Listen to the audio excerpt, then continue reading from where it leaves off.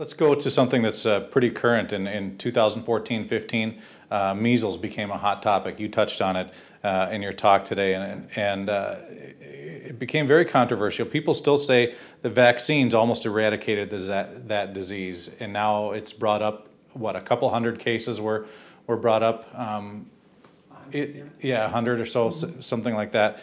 And it's called an outbreak, and there's panic. What do you say to that? Well, first of all, 2 years ago, the CDC just redefined their definition of the word outbreak.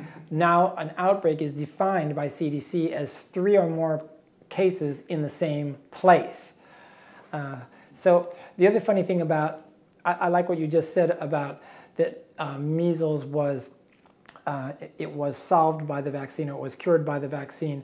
That is a standard marketing phrase used over and over again in mainstream media with nothing really behind it. I actually did the research when I wrote all these editions of this textbook, Vaccination is Not Immunization, and what I discovered is that the initial textbook reference for this exact point, which is in every library in the United States, is a book called International Mortality Statistics by Michael Alderson. And in that book, he will show you the true epidemiology of how measles was over 95% gone before the MMR shot was introduced in 1978.